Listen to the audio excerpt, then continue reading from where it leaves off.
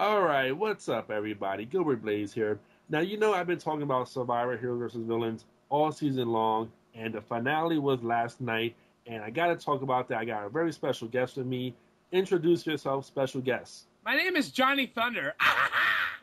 Yes, the one and only Johnny Thunder here, another Ultra Survivor fan just like myself, and we both got to discuss about the finale going on. So, give me your thoughts. What you thought about the winner?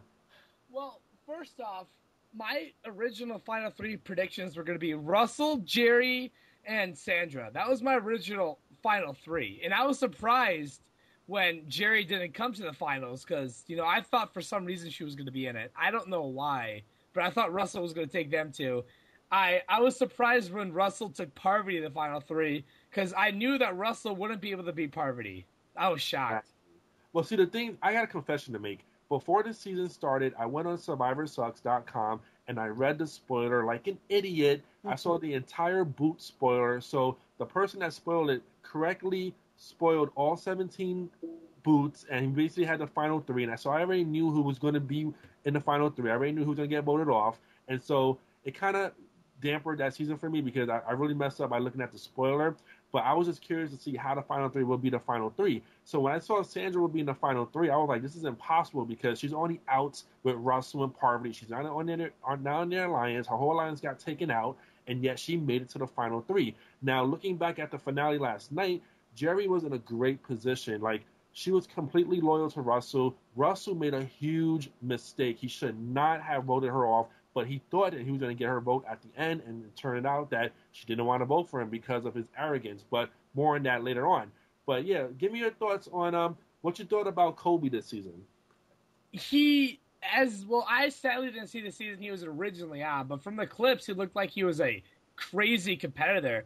But this season, I guess old age just got to him really bad because he didn't win anything. He barely did anything. He tried. I like how he tried to scramble at the end when he gave his little speech, and then he actually tried to at least tried to stay alive. I respect that he did that.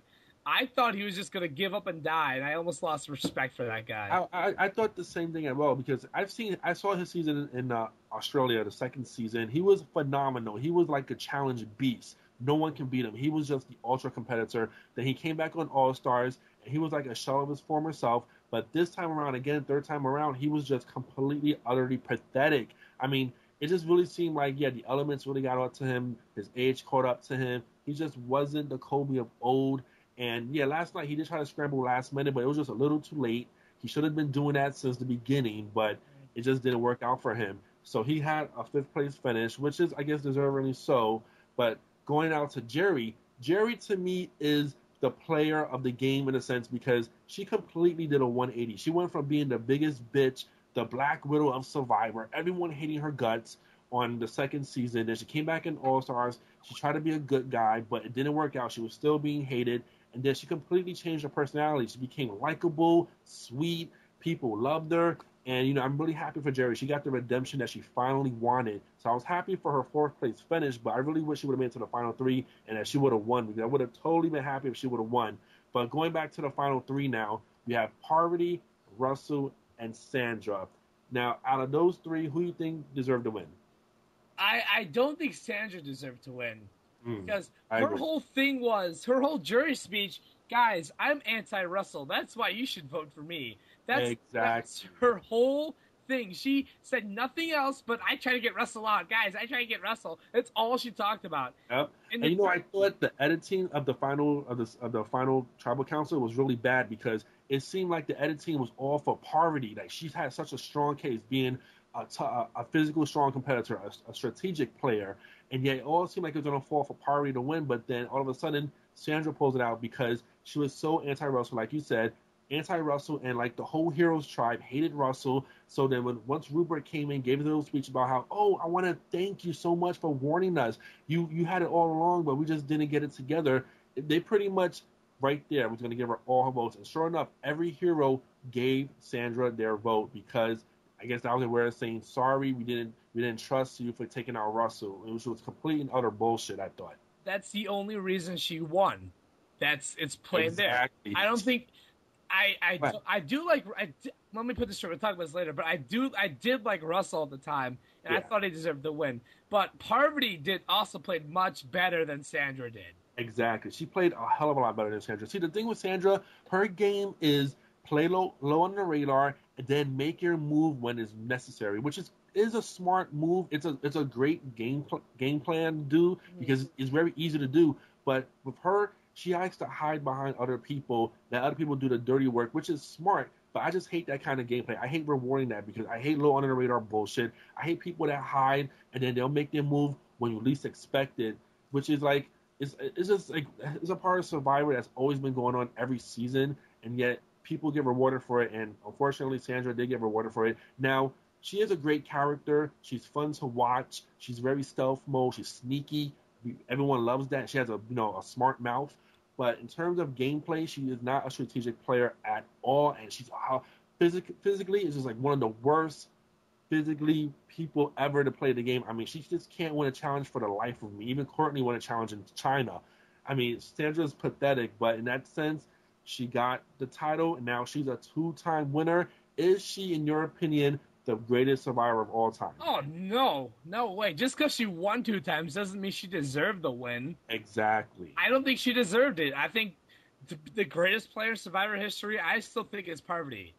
Because she's got the social, she's got the challenges, and she was a target since day one in this round. Exactly. And nobody got her out. So she deserved the win just because of that.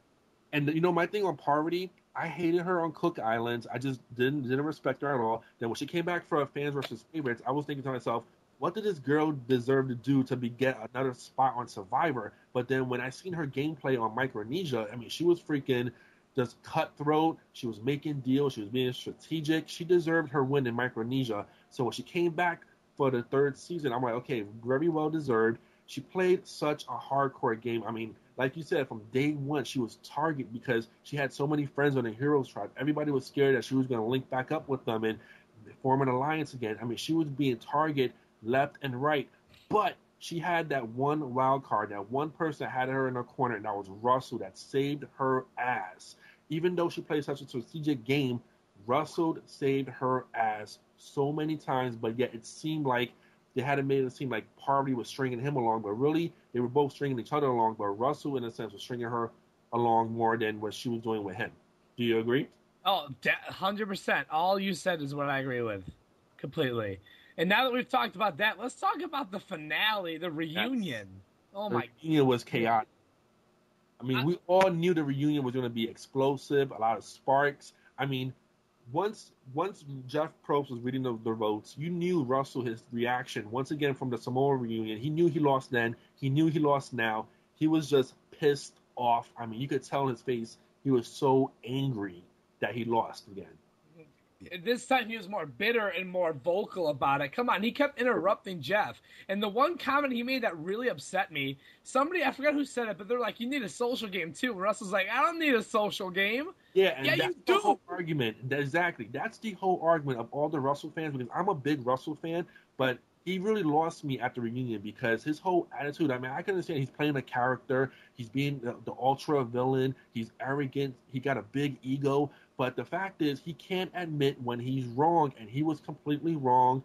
And the fact that you do need a social game in Survivor, it's more than just physicality, it's more than just being a strategic player. You need a great social game because you just can't vote people off and expect them to vote for you to win $1 million, especially how aggressive he played. He was so cutthroat and hardcore, and he hurt people's feelings. You can't expect people to just turn around and be like, okay, you played a great game, I'm going to give you $1 million. It doesn't work like that. He doesn't understand that. Now, if Russell had a social game, I think he'd be the greatest player in Survivor history. Exactly. I think he would have been. He could have easily won Samoa if he would have just make nice to the freaking Galu people. He would have easily won that if he would have admit to being cutthroat and being like, okay, I'm sorry. And you know that the good thing about what happened to last night was Danielle during the jury speech, she tried to give Russell a chance to explain himself, to be like, to say sorry or to try to smooth things over. And he didn't take the bait. He still stayed true to his guns. I don't regret anything I did.